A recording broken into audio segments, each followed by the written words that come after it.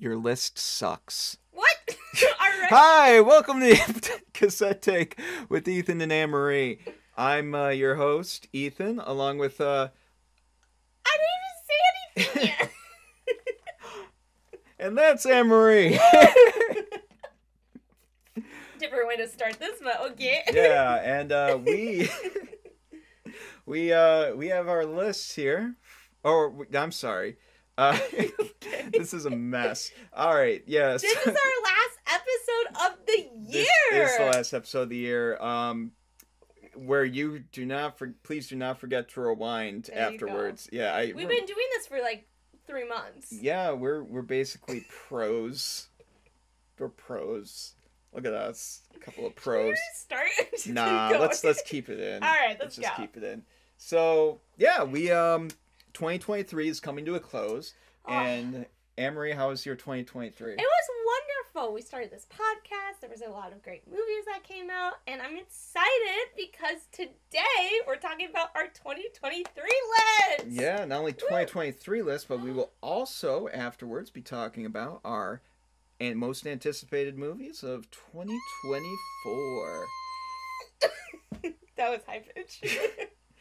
I'm sure Mr. Mike caught it all. Thanks, Mr. Mike. Oh, well, before you guys get too sentimental, we here got our lists, and Yes. I am going to let Annmarie take the reins for her list first. Oh, do you want me to go through all 5?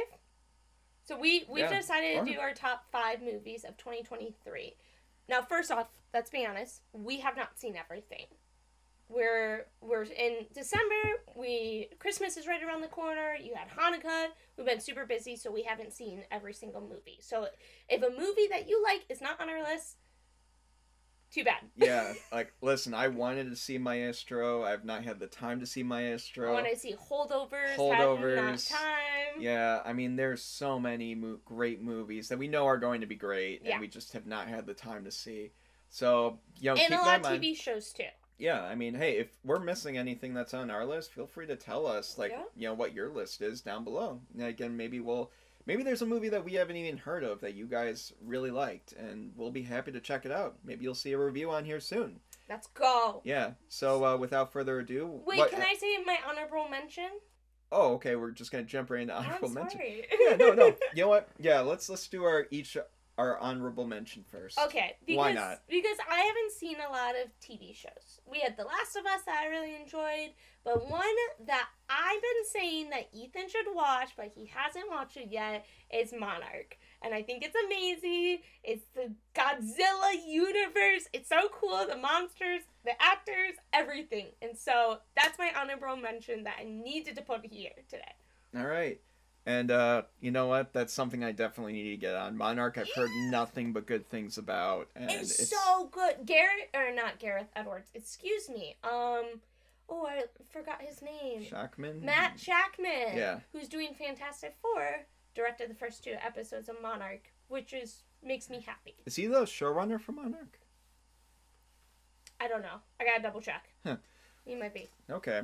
Well, either way, I'm definitely gonna have to check that out. It sounds so exciting and fun. Okay. My honorable mention for this year. That's good. So I have a tradition with my father. We get together during the holiday seasons and drink. We get our rum coffee. We brew it up, and we sit down, kick up our feet, and get in our pajama bottoms. We watch ourselves some good ass Hallmark movies. There we go. Absolutely. There we go. You're not a man unless you sit up, get your jammies on, and watch some damn Hallmark movies. Jammy Jams. Absolutely. Jammy jam away. What was your Hallmark So, movie? here's the thing. A lot of these Hallmark movies, they're pretty tame. They're very, run-of-the-mill. Oh, you turn your brain off. You don't even think about it. And it's like, okay, we have a drinking game, basically, Love about, it. okay, take a drink when they have a, when you see ice skating or, baking cookies. Or, as I like to call one of them, when one of the parents die at the beginning, a Bruce Wayne complex. Ah! So, they got that going on. Yeah. But there's this Hanukkah movie that Hallmark has put out recently called Round and Round. And it's kind of like About Time meets Groundhog Day. Okay. And it is, I was really caught off guard by what a genuinely good movie this was. It wasn't just like good for Hallmark standards, but like overall, I would go see this movie again. I would see it in a theater, to be honest. Like, I would respect it that much. It just, the writing is very well done. The acting is very solid throughout. Um, it's it was just a very delightful, funny movie, and it had a lot more sarcasm in it Mm-hmm. than your typical Hallmark movie does. And maybe that has to do with the fact that it's more of a Hanukkah movie. Yeah. But it's I really enjoyed it. I really did enjoy it, and I was caught off guard by how much I enjoyed it. So yeah, Round and Round, a Hallmark Hanukkah Christmas movie, highly recommend. There we go. Yeah. So the way that we're going to do this for our top five Yeah. lists of the year, we are going to each say whatever our tier is. So Amory is going to be like, okay, number five, and then I'll give my number five. Okay. So, and we'll, of course, with each one explain why. Okay. Keep you in suspense. Cool. Down to the wire. All right. My number five of this year was a movie that was early on, Creed 3. I really enjoyed this movie. I think the Creed series is such a unique, different one because, the Rocky movies are great and I enjoy them, and I did not think the Creed universe was going to work, and it works so well. And this one with Michael B. Jordan directing, it's just so unique and different, and something that really touched me too. I really enjoyed this film. Is it a perfect film? No. But I think for Michael B. Jordan's director debut, I think it really works. I know Jonathan Majors is going through his stuff right now, but I think he's really excellent in this movie too, and gave such a compelling, voice to Damien as well. And so it's a movie that I just really enjoyed, that I did not expect to enjoy this universe, but I love it. Yeah, I that's a really good number five. I Yeah. mean, It's not perfect. right. Yeah. I loved Michael B. Jordan's directorial debut as well. I Mhm. thought he was wonderful in that regard. I had a few gripes with that movie, and some of those gripes are why it's not on my top five. Yeah. But overall, What? I'm a sitter. But no, overall, I love the movie. I would say it was a really good time. Yeah. And I like the other ones, I think, better. But Mhm. that's a good choice. I like that. Number five. That was good. Yeah. For me, so this one I was not really expecting to be on my list, but the more I thought about it, and the more I thought, like, wow, I rewatched this movie more than any other movie that came out this year, and I'm like, why wouldn't this be on my list? And I can't think of a reason as to why it wouldn't. So Renfield, number five. Yeah, I really liked Renfield. I need to go see this film. Yeah, it's not, again, I know for a fact it's not the greatest movie ever made, and definitely not the greatest movie that came out this year, but oh my gosh, it is such a fun time. We were just talking about Bottoms, and how that was such a fun movie where everyone seemed to have fun on set, and it just was so infectious to everyone else, like the audience. And I really got that feeling here as well. Nicolas Cage's Dracula, loved it. Yeah. Nicholas Hoult as like an abused um, assistant to him that has gone on like in this abusive relationship for almost eternity. It's just it is such a funny dynamic. Throw Aquafina in there, and then Yeah. Ben Schwartz. Ben Schwartz, what a guy! What a guy! Man, he makes every scene he's in just so much more. I love that guy so much with his acting and comedic timing.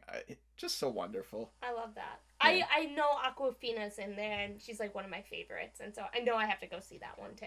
Yeah, and the stylization for this movie is great. Like, it looks good. The lighting, the color, just it just is a fun movie, and I would highly recommend it. Definitely. All right. Well, my number 4. We just talked about this movie. The Boy and the Heron is my number 4. What? I know. It's so surprising. It was a little bit higher, but something did push it down. I really enjoyed this movie. The more I thought about it, we just did a review for it about a week ago, and it was just so enjoyable to me. It's such a peaceful movie. I think I described it as like a coloring book, like just that peacefulness of it. And I did not expect it to like it as much as I did. I knew it was going to be different. Studio Ghibli, I knew anime, and anime is not really my thing. Like, I've gotten into it a little bit more because of our guy friends, but I really enjoyed it, and I love the story of it. So, wow, I that's a know. good one. That's a good I one. did not think you were going to see that coming. No, I mean, when you were saying over time, like during each passing day, like, I really like that movie. I kind of had an inkling that you were going to put It on got the list. on there. Yeah, I'm a little surprised. Excellent selection. For me, with number 4, what else but the perfect, most fitting title for number 4? But John Wick 4. There you go. Yeah, John Wick 4. I gotta say, man, this movie is one of the best action movies I've ever seen. It just is a long movie that just does not relent in being awesome. Just constant action. And even when it's like, let's sit down and talk, the suspense is there. That rubber band that you keep stretching and stretching is there. And it's just such a fun time. I enjoyed myself in the theater. I did not feel the runtime.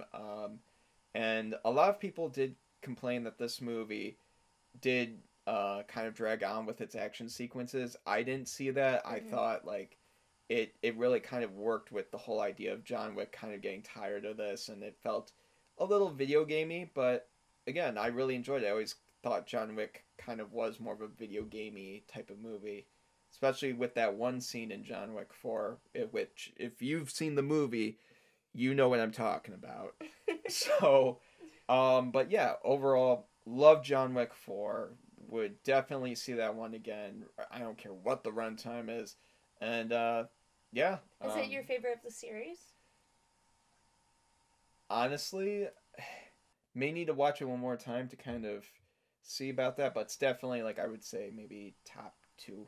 Wow. Yeah. That's good. For the John Wick movies. I love Keanu Reeves, so. Yeah. He can keep going on with them, so. All right, my number 3. This recently came out. I don't think we have talked about it. I've kept it kind of secret from you. Hush, hush. I know.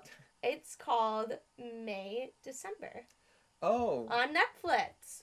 This movie, we love Natalie effing Portman. Yep. It's an inside joke. We just call her that. Love her though. She's great. She's one of my favorite actresses. This movie is such a creepy film. It's about this couple that had a kind of relationship, and this actress comes in and she's gonna become them in the movie. And Natalie effing Portman's in it. Julianne Moore's in it. I love Julianne Moore. I think she's amazing in everything she does. Oh, she's wonderful. Stella Alice is just incredible. This movie, Netflix has risen the bar. I think Netflix is like, hey, listen, we can do movies too. And I really enjoyed it. It made my skin feel so icky. I showered right away, right afterwards. But this movie is such, it just throws you. It's so different and everything. And I really think Portman, they just do such an excellent job in it. And I would love to see this movie get more recognition for it, too. Yeah, I heard about that movie, and I didn't know it was on Netflix. Yeah. Wow. This week. It's crazy. Am so unaware.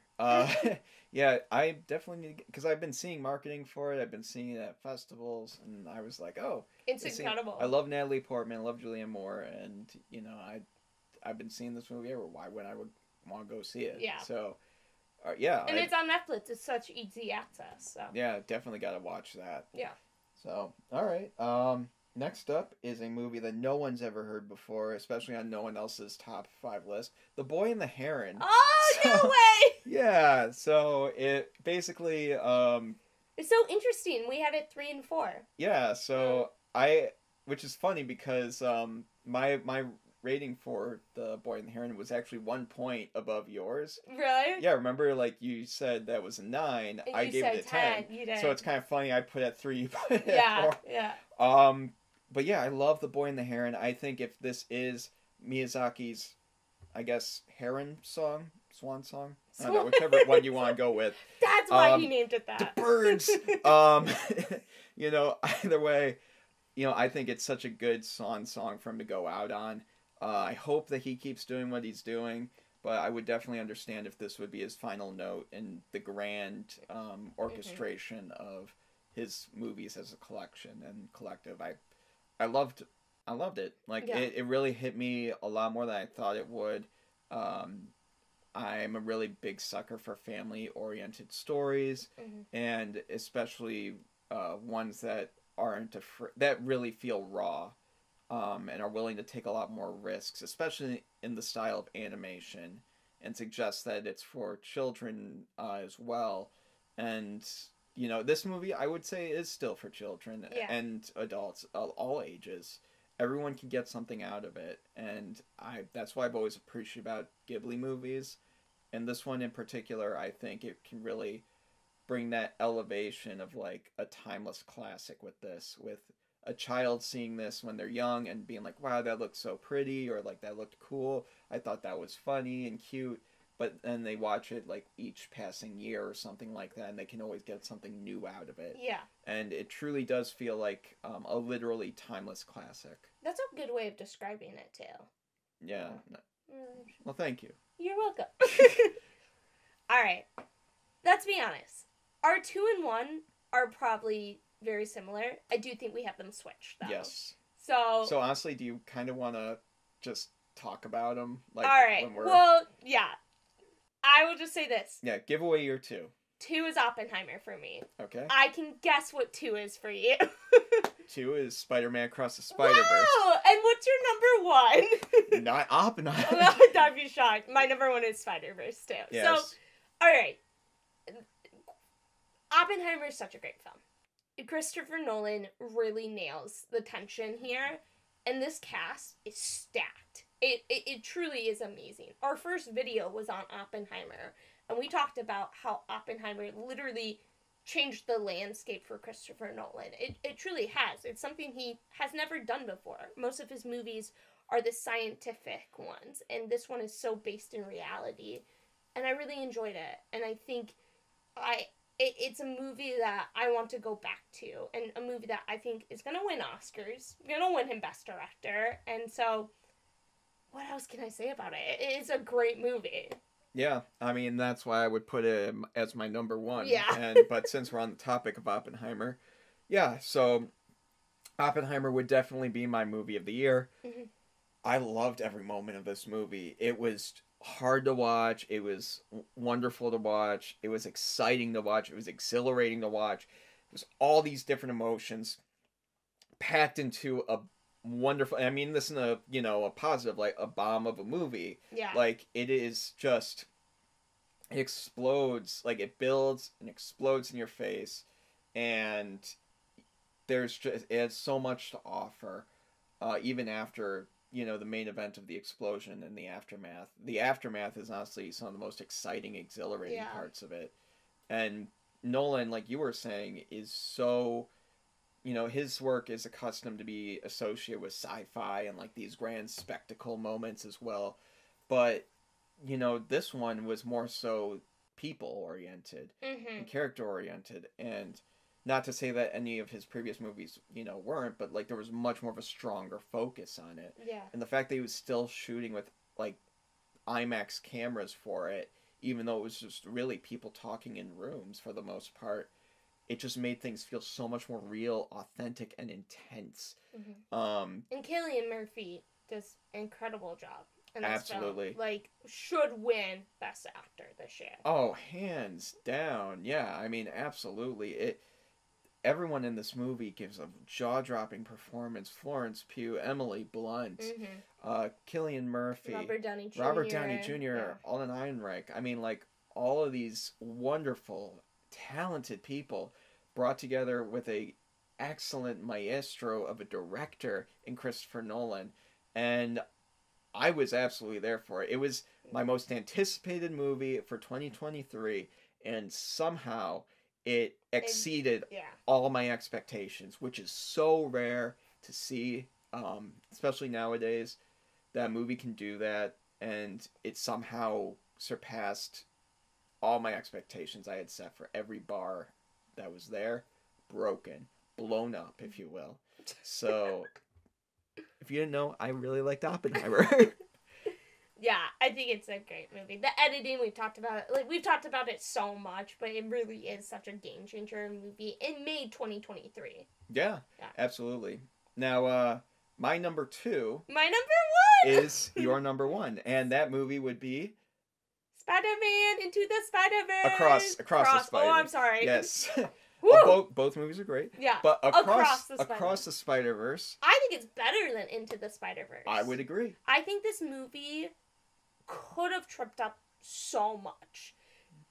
Like most comic book movies, they do cameos. And cameos are great. They're fun. They're exciting.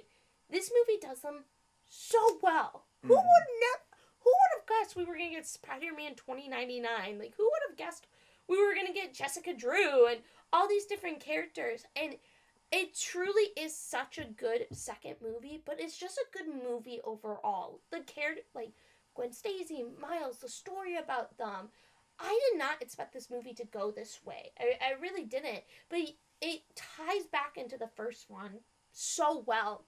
Because it is about Miles' story, like, of him being Spider-Man.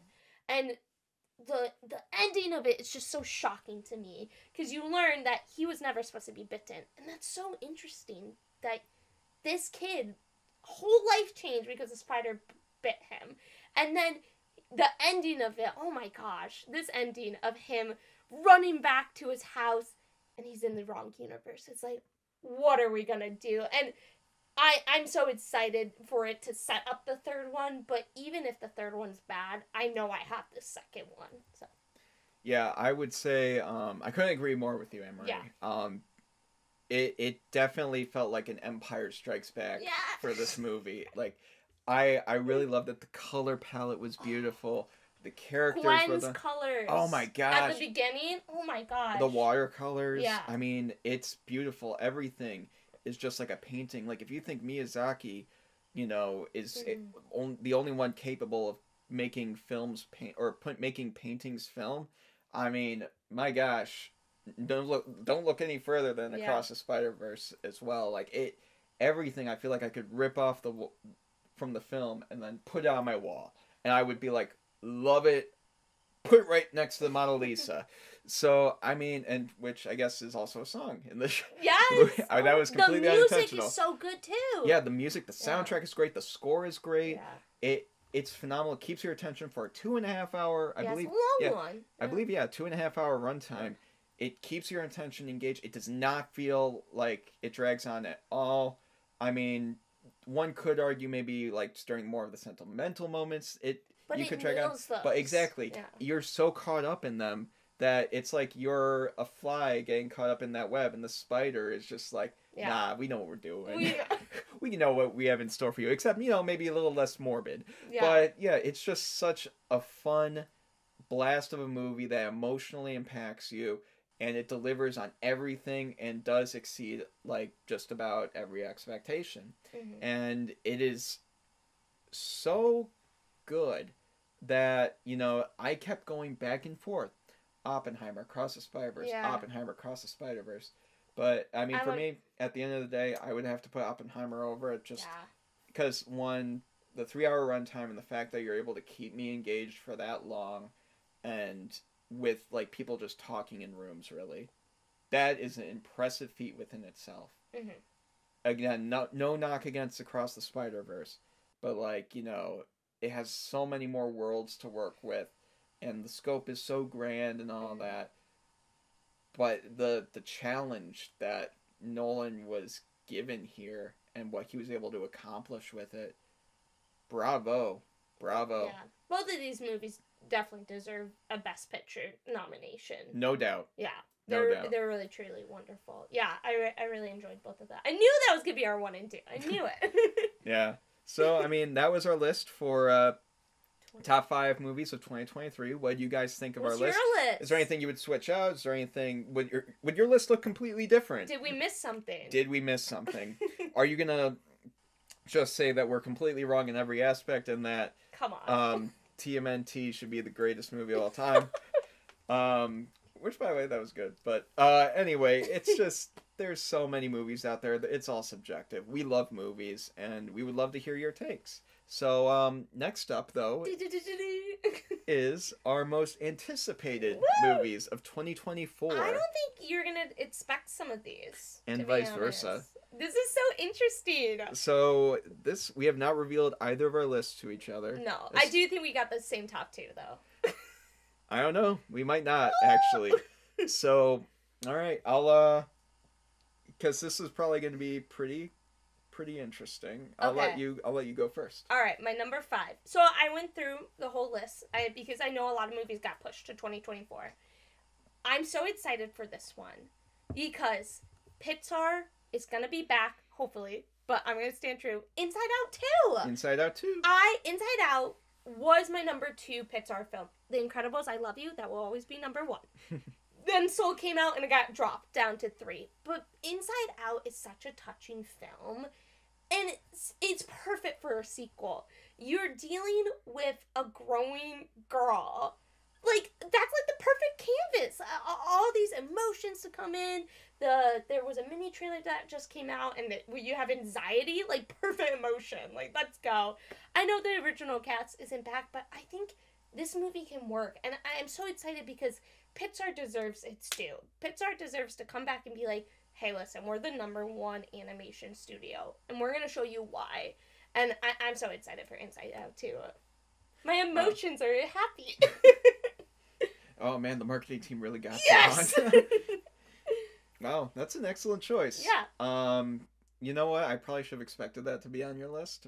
But yeah, that's such a good one. I think Inside Out 2 definitely could be the next step in such a great trilogy about life. Yes. And there's so much you could do there.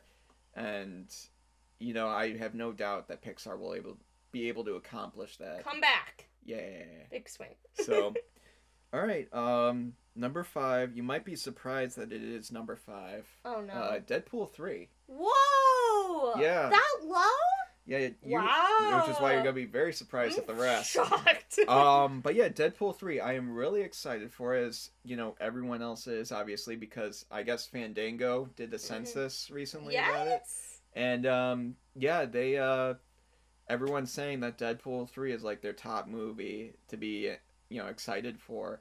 And for me, you know, I'm definitely excited for it. I love the character of Deadpool, love the comics. I love Deadpool kills the Marvel Universe. Which is what we're both thinking it is. Yeah, Deadpool kills the Marvel Cinematic Universe. Let's go.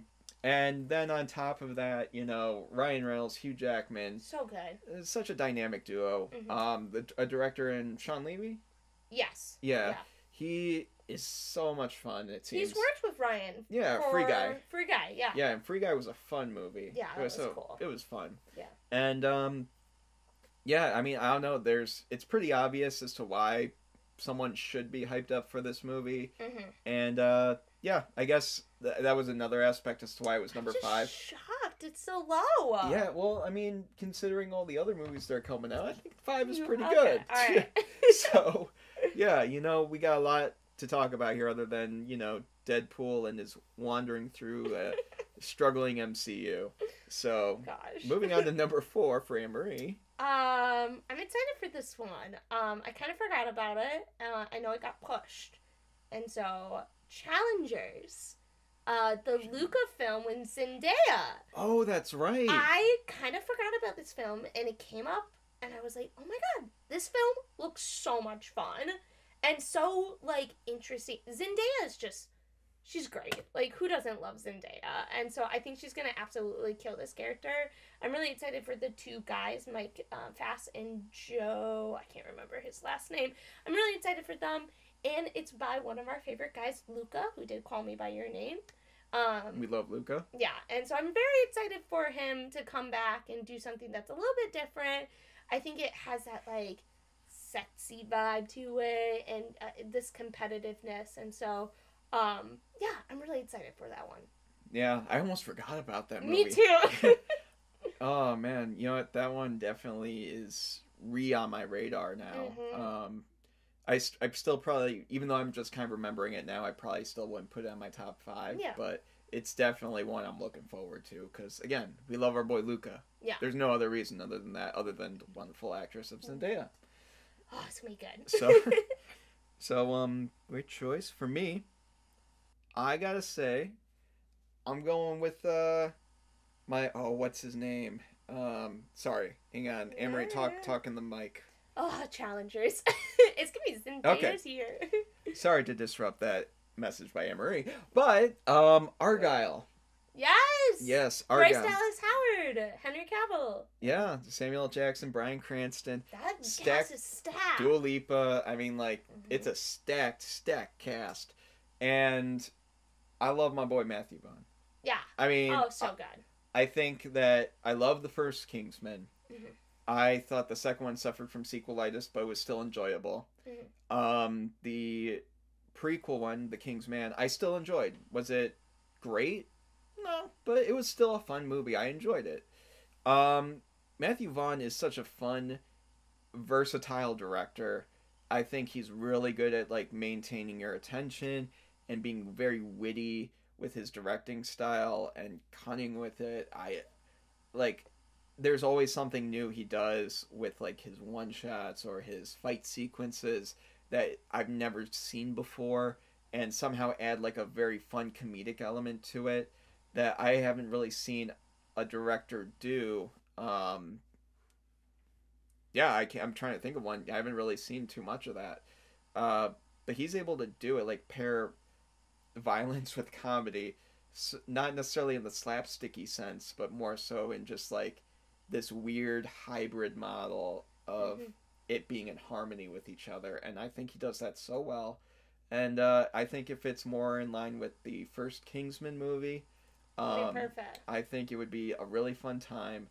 Argyle just looks, especially with the cast, the director, and the storyline itself, that apparently there's a lot more to it than the eye leads on, but it just seems like a really fun time. And again, it's Matthew Vaughn, so you're not going to leave the movie too disappointed. It seems like a Matthew Vaughn film, like from the trailers and all that. And it has such a cool shot. The shot where they shoot in the air. Oh, the smoke. It's so cool. Yeah. But yeah, Argyle would definitely be my number 4. Nice.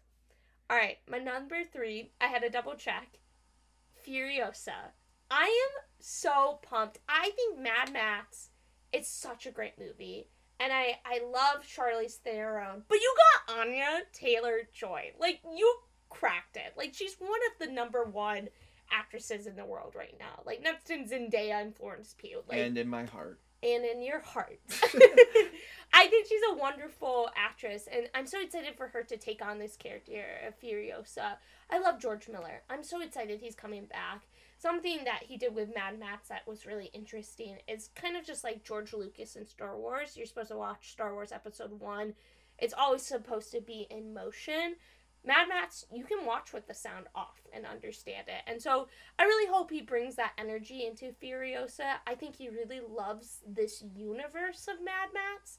I'm just really excited to see it. And again, Anya Taylor-Joy, like, do I have to say anything else for it? Yeah. You know, that was actually going to be one of the movies on my list. Really? I've not seen the newest Mad Max. I know, poo-poo on me. But, you know, I have the Blu-ray for it. It's just sitting there, and I've not had the time to watch it. So I think that'll definitely be on my list to watch soon. We gotta do, like, an episode of movies we haven't watched. Definitely. But, yeah, you know, I would love to see a new Miller movie, like, because the most recent one he did, I believe, was 3,000 Years of Longing. I think so. Yeah, and I really enjoyed that movie. It was different, and, you know, it wasn't, like, I don't know. Again, it wasn't the greatest thing, but I really enjoyed it. I thought it was fun, a very unique tale, refreshing, very, very, out there with some of its ideas, Yeah. and not afraid to show it.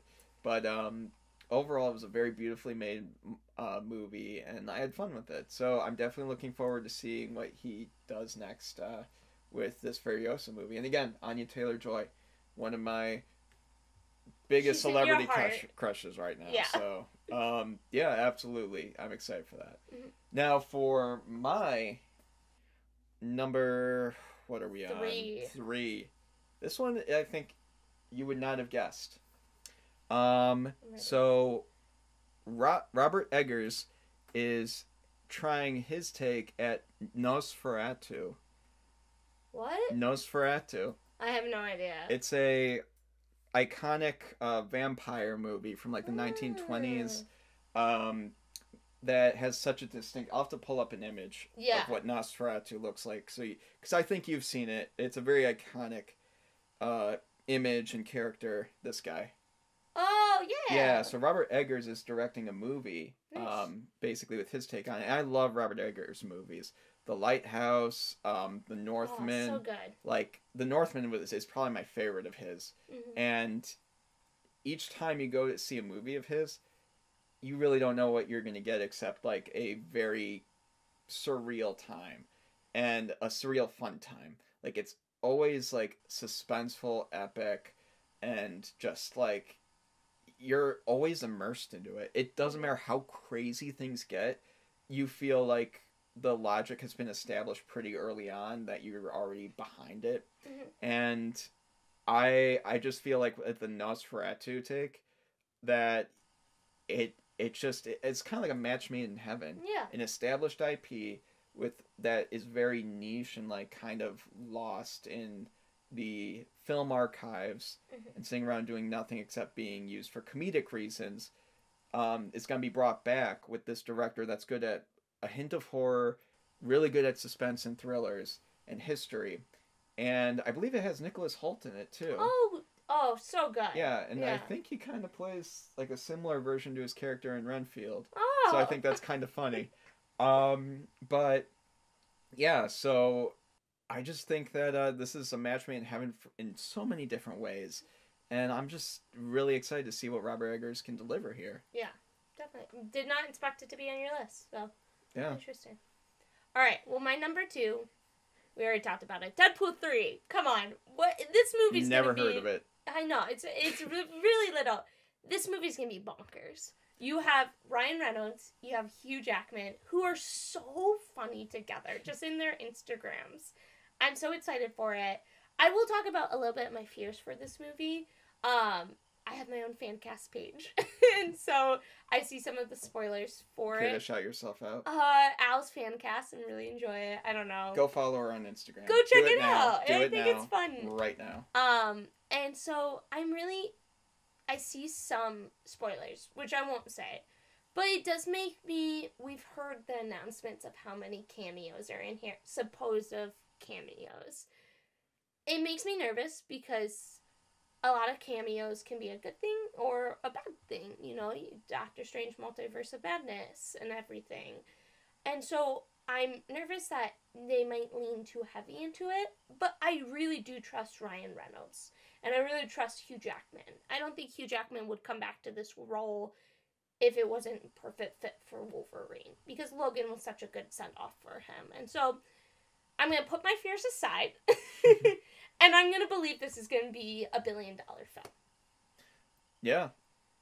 I mean, you already know my thoughts on Deadpool. Yeah. so- It was your number So- 5. Yeah, I mean, where it belongs. No. Oh. Indisputably. 5. What's your no, number that's... 2? So this one, I was actually kind of surprised it landed on number 2, but I guess in the grand scheme of when I was putting my list together, I'm like, you know what, that does make sense. Joker Faliadu. Oh, that's next year. Wow. Yeah, according to what I was reaching, yeah. Lady definitely Gaga. said- Yeah, so Lady Gaga and Joaquin Phoenix are, coming here with Todd Phillips to perform So interesting. for Joker 2, which I hear is going to be a little more of a musical, Ugh. which we all know you love. Shout out to our friend Cheyenne. So it's gonna be interesting. I really like the first Joker, even though it was kind of just a beat for beat remake of Taxi Driver and Yeah. a nod to Scorsese films.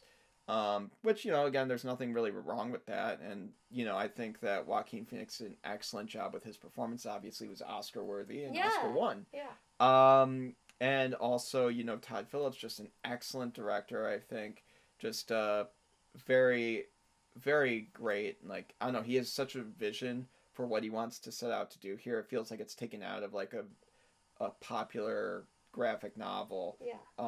Each shot seems like that. So it's really interesting because he said originally he wasn't going to make a second one, and now he is. And Yeah. so I hope it's not like the studio pushed a lot of money his way. I hope it's because he's like, I found a story. That's what I'm hoping for too. Yeah. And you get someone like Lady Gaga in your movie. Crazy. Like that. I mean, I don't know. And it's a musical. Where can you go wrong with that? I mean, last one that she was in with the musical, Star is Born. That is true. I mean, last movie where she didn't really sing anything was House of Gucci. And I have not... So singing wins. Singing wins, at least unanimously so. I have not seen House of Gucci, but I just know that it was... there were some mixed opinions on it. I'm not even going to say anything. So, my point being that Joker Faliadu, it just seems very like a fun, interesting movie that if it still plays into its idea of what the first one did, except maybe leans a little further away from like, okay, let's just do nods to Martin Scorsese films, then I have a feeling like, okay, this thing can really benefit from that and telling its own story with a musical twist on it. Yeah. And I would just be I'm just so curious as to how they're going to do that. Especially with seeing the first Joker, you don't really think, oh wow, the second one is definitely going to be a musical. So, I don't know, I'm very curious and excited to seeing what they have in mind. Yeah, me too. I'm definitely excited. I think Lady Gaga is an excellent choice for Harley Quinn too, so I'm really pumped for her. Absolutely. Yeah. Number one? Number one. You better have this as number one. I'm going to be so mad at Ethan if he does not have the same thing. So we are going to say at the same time. If you don't have this, I'm going to cry. 99.9.5% sure that we On have... 3? All right. On 2. On 2? Okay. 1, 2. 2. Dune Part 2. Yay! Dune Part 2. How... This is my Roman Empire. It truly is. Oh man! I'll let you. It's such a. You can like go on and on. So I guess excited. I guess I should go first on this because you should. Because honestly, we'll let you off leash with this. Okay. Come on. So, Dune Part 2. You introduced me to Dune. Mm-hmm. All I knew about it before that was it was kind of like Tremors. It had giant sandworms in it. Love the sandworms. Then you were hyping this movie up after you read the book, out of nowhere, and you're just like, oh my gosh, there's so much I want to tell you, but I can't, because we gotta go see this movie. And so you dragged me, Cheyenne and Raj, our buddies. You dragged us to a movie theater, and we watched this movie, and wow, I was absolutely amazed. Mm-hmm. I loved it. I almost had this feeling of like, wow, this was probably what it was like seeing Star Wars for the first time. The visual effects were amazing. Mm-hmm. Amazing. Like, no hyperbole there. The sound design, amazing. The score, amazing. The acting, amazing. That was probably my movie of the year, I believe, if I recall correctly, back then. Yeah. And it was just... I was enthralled. I've never read the book. I intentionally didn't really go into it, doing too much research. I just knew that there were sandworms in it. Yeah. What more could you want? But I was just enthralled, engaged, and just exploring this world. Like, I was so interested in the fact that they just kind of throw you in the heat. They don't take too much time explaining the political dynamics. They really just throw you into like, no, these political dynamics are going on right now, and you are just here to watch. And we're like, what? And so I don't know. I love the first Dune. It's definitely one of my top movies of all time list. And after seeing some of the trailers for Dune Part Two, I could not be even more hyped for this movie. It is got so much going on for it, even more stacked cast.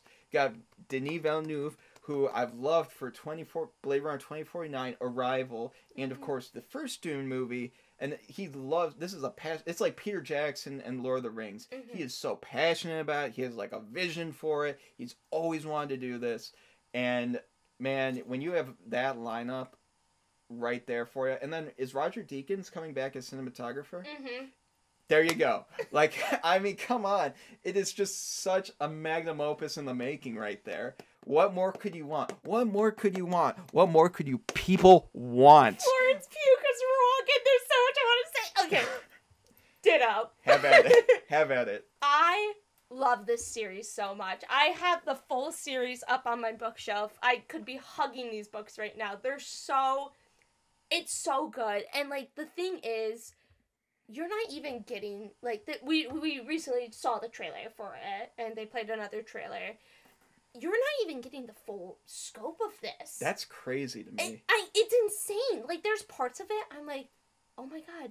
And there's, like, obviously, Dune's a really hard book to turn into a movie. You got a soft cover.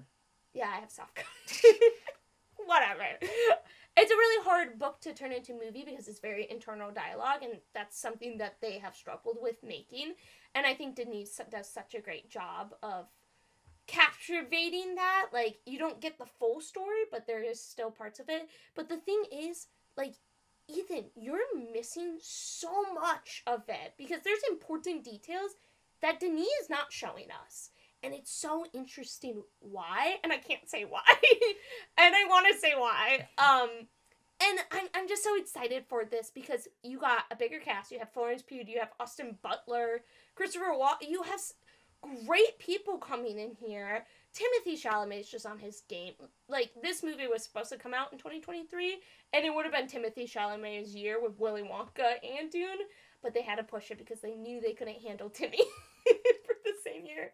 But I love it, and I know I've gotten hate from some of our guy friends for saying this, but this is the Lord of the Rings of this decade. It truly is.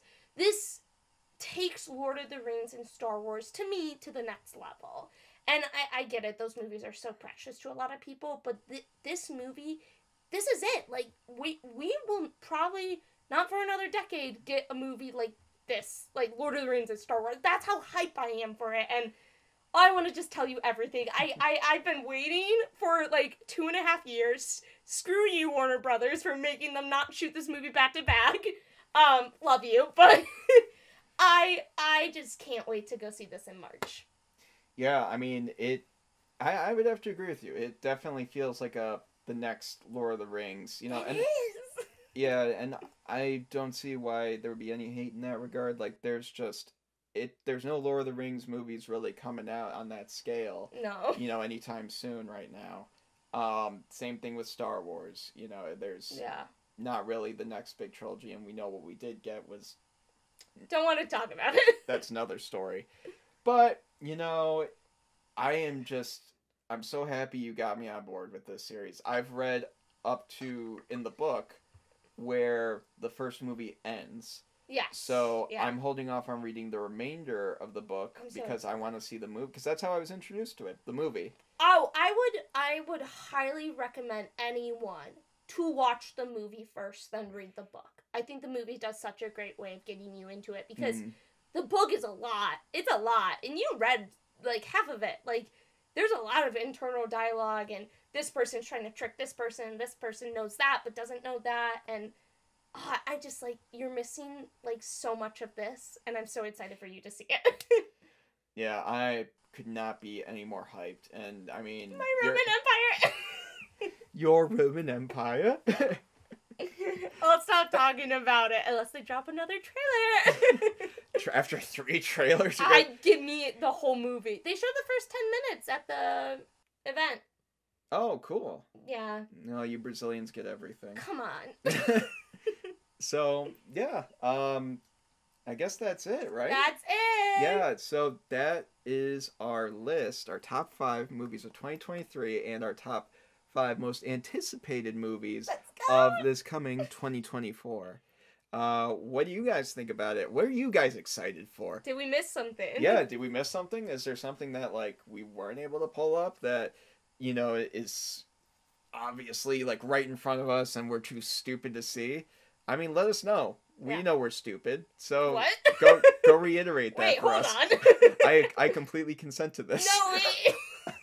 So, with that, yeah, let us know in those comments down below, and if you would like more of this content, please like and subscribe. It really helps us out, and we love making these podcasts. You know, we just started this year, and we love doing this. We love sitting in a room talking to each other about movies, and we would love to have you guys join the conversation. So I guess it's been a great year too. Thank you, Ethan, for making this podcast a dream come true. I've really enjoyed it. And vice versa. Yay. Wouldn't be done without you and your wonderful assistance and lending of a studio. Let's go. So with that, yes. For 2023. Oh, that's crazy. We will look forward to seeing you all in 2024, where we hope no more strikes. Nope. no more malice in the movie industry, which no more delays. One can hope. And we just wish you all a wonderful new year. Happy holidays. Happy holidays. And we love movies, and we hope that you all love movies too. And